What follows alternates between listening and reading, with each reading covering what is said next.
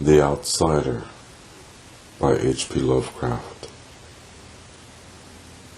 That night the Baron dreamt of many a woe, and all his warrior guests with shade and form of witch and demon and large coffin worm were long benightmared. Keats. Unhappy is he to whom the memories of childhood bring only fear and sadness.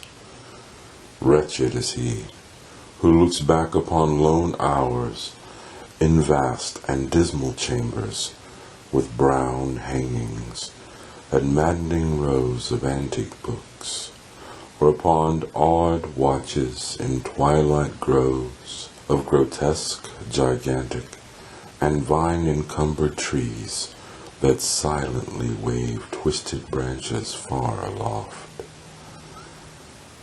Such a lot the gods gave to me, the dazed, the disappointed, the barren, the broken.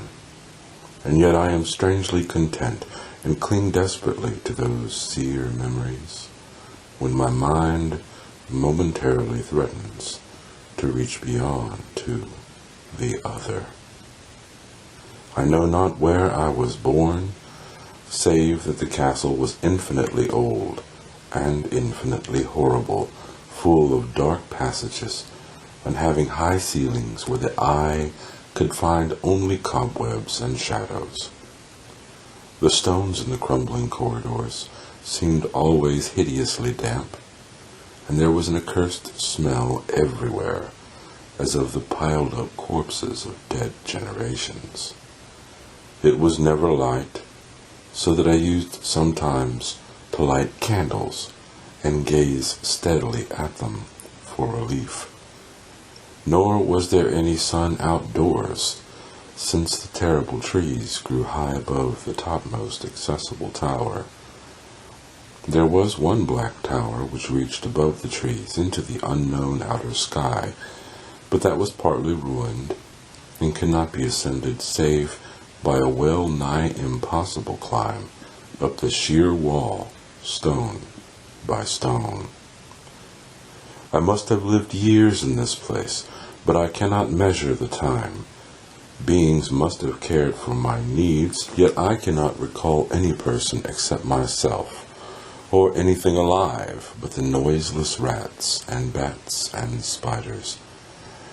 I think that whoever nursed me must have been shockingly aged, since my first conception of a living person was that of something mockingly like myself, yet distorted, shriveled, and decaying like the castle.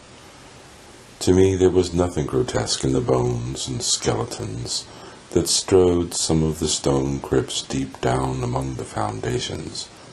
I fantastically associated these things with everyday events, and thought them more natural than the colored pictures of living beings, which I found in many of the moldy books. From such books I learned all that I know. No teacher urged or guided me, and I do not recall hearing any human voice in all those years, not even my own. For although I had read of speech, I had never thought to try to speak aloud. My aspect was a matter equally unthought of, for there were no mirrors in the castle, and I merely regarded myself by instinct, as akin to the youthful figures I saw drawn and painted in the books.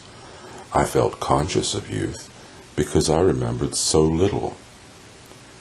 Outside, across the putrid moat, and under the dark mute trees, I would often lie and dream for hours about what I read in the books, and would longingly picture myself amidst gay crowds in the sunny world beyond the endless forest.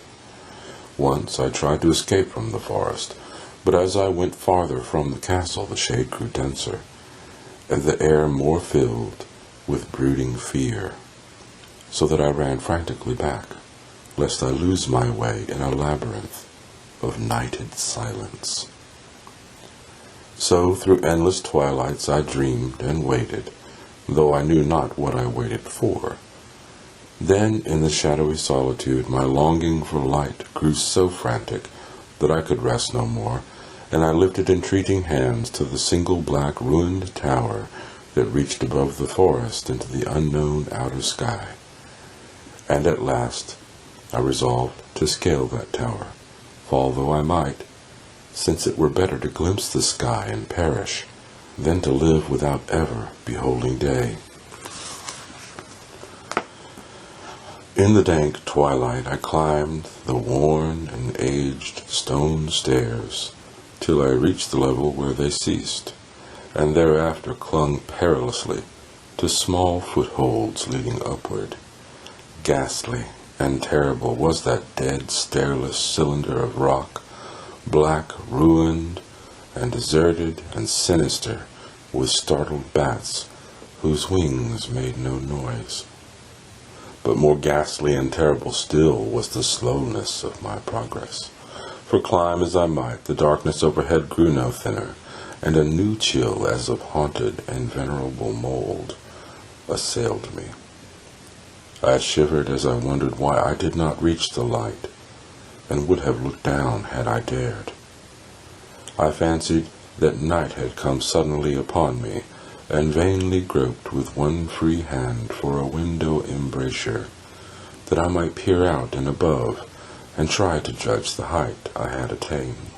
All at once, after an infinity of awesome, sightless crawling up that concave and desperate precipice, I felt my head touch a solid thing, and I knew that I must have gained the roof, or at least some kind of floor. In the darkness, I raised my free hand and tested the barrier, finding it stone and immovable. Then came a deadly circuit of the tower, clinging to whatever holds the slimy wall could give, till finally my testing hand found the barrier yielding, and I turned upward again, pushing the slab or door with my head as I used both hands in my fearful ascent. There was no light revealed above, and as my hands went higher I knew that my climb was for the nonce ended, since the slab was the trap-door of an aperture leading to a level stone surface of greater circumference than the lower tower, no doubt the floor of some lofty and capacious observation chamber. I crawled through carefully and tried to prevent the heavy slab from falling back into place, but failed in the latter attempt. As I lay exhausted on the stone floor, I heard the eerie echoes of its fall, but hoped when necessary to pry it open again.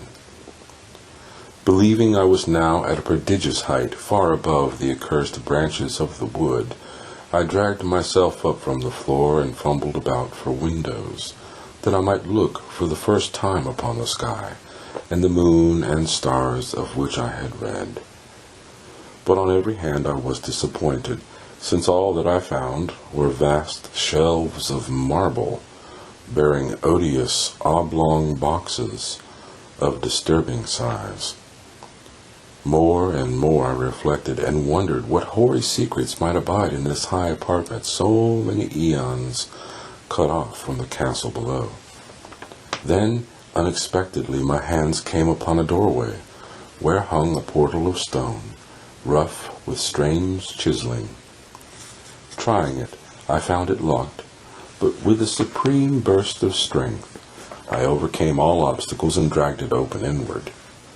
As I did so, there came to me the purest ecstasy I have ever known. For shining tranquilly through an ornate grating of iron, and down a short stone passageway of steps that ascended from the newly found doorway, was the radiant full moon, which I had never before seen save in dreams, and in vague visions I dared not call memories. Fancying now that I had attained the very pinnacle of the castle, I commenced to rush up the few steps beyond the door, but the sudden veiling of the moon by a cloud caused me to stumble, and I felt my way more slowly in the dark. It was still very dark when I reached the grating, which I tried carefully and found unlocked, but which I did not open for fear of falling from the amazing height to which I had climbed. Then the moon came out. most demoniacal of all shocks is that of the abysmally unexpected and grotesquely unbelievable. Nothing I had before undergone could compare in terror with what I now saw, with the bizarre marvels that sight implied. The sight itself was as simple as it was stupefying, for it was merely this. Instead of a dizzying prospect of treetops, seen from a lofty eminence, there stretched around me on a level, through the grating, nothing less than the solid ground, decked and diversified by marble slabs and columns, and overshadowed by an ancient stone church, whose ruined spire gleamed spectrally in the moonlight. Half unconscious, I opened the grating and staggered out upon the white gravel path that stretched away in two directions. My mind, stunned and chaotic as it was, still held the frantic craving for light, and not even the fantastic wonder which had happened could stay my course. I neither knew nor cared whether my experience was insanity, dreaming, or magic, but was determined to gaze on brilliance and gaiety at any cost. I knew not who I was, or what my surroundings might be, though as I continued to stumble along, I became conscious of a kind of fearsome latent memory that made my progress not wholly fortuitous. I passed under an arch out of that region of slabs and columns, and wandered through the open country, sometimes following the visible road, but sometimes leaving it curiously to tread across meadows where only occasional ruins bespoke the ancient presence of a forgotten road. Once I swam across a swift river where crumbling mossy masonry told of a bridge long vanished. Over 2 hours must have passed before I reached what seemed to be my goal, a venerable ivied castle in a thickly wooded park, maddeningly familiar yet full of perplexing strangeness to me. I saw that the moat was filled in, and that some of the well-known towers were demolished, whilst new wings existed to confuse the beholder. But what I observed with chief interest and delight were the open windows, gorgeously ablaze with light and sending forth sound of the gayest revelry. Advancing to one of these, I looked in and saw an oddly dressed company indeed, making merry and speaking brightly to one another. I had never seemingly heard human speech before, and could guess only vaguely what was said. Some of the faces seemed to hold expressions that brought up incredibly remote recollections. Others were utterly alien. I now stepped through the low window into the brilliantly lighted room, stepping as I did so from my single bright moment of hope to my blackest convulsion of despair and realization. The nightmare was quick to come, for as I entered there occurred immediately one of the most terrifying demonstrations I had ever conceived. Scarcely had I crossed the sill when there descended upon the whole company a sudden and unheralded fear of hideous intensity, distorting every face and evoking the most horrible screams from nearly every throat. Flight was universal, and in the clamor and panic several fell in a swoon, and were dragged away by their madly fleeing companions.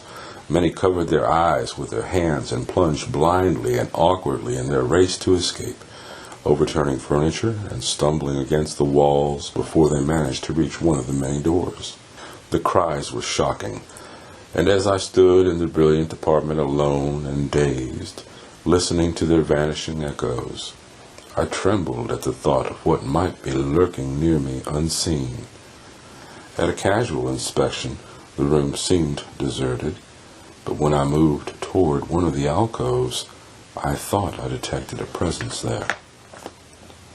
A hint of motion beyond the golden arched doorway leading to another and somewhat similar room.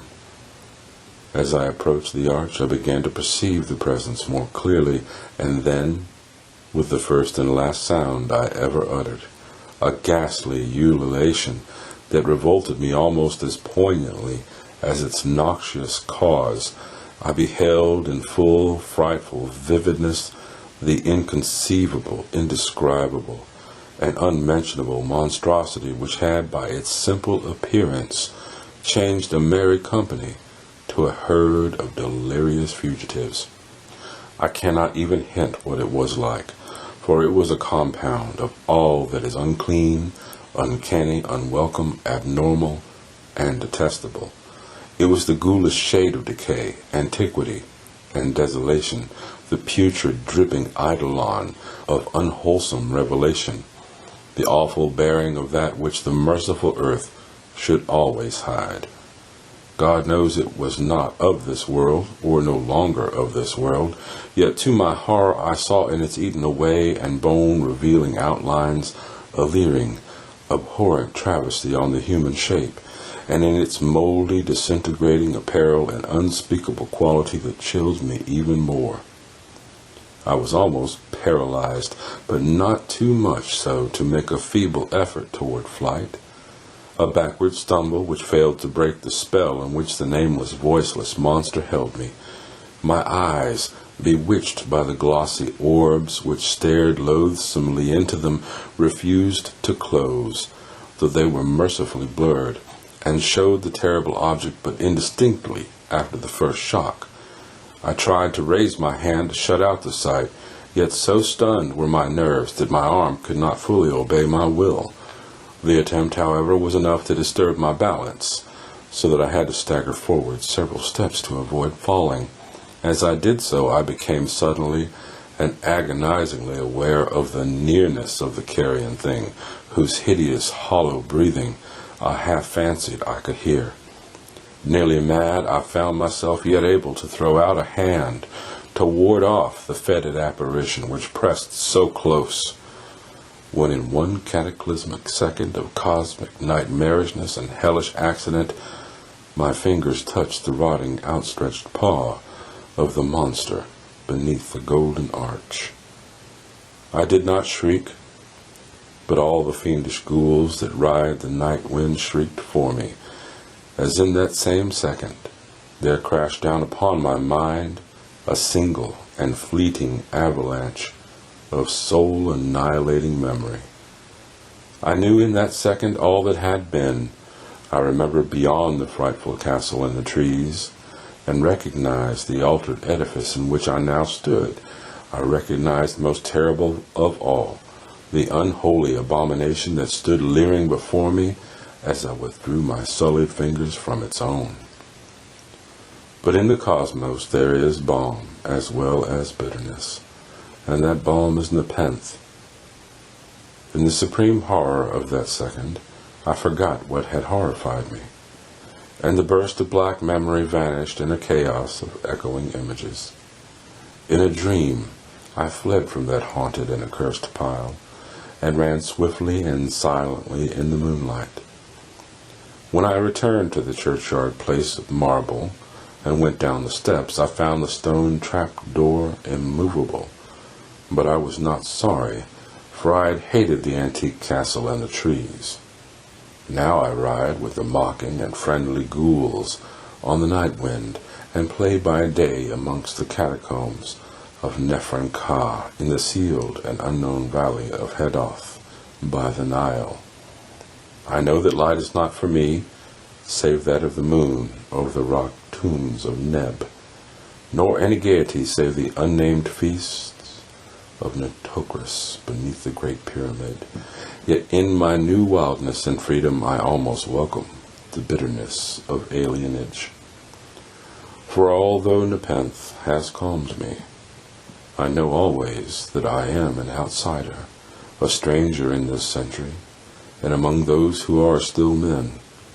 This I have known, ever since I stretched out my fingers to the abomination within that great gilded frame, stretched out my fingers and touched a cold and unyielding surface of polished glass.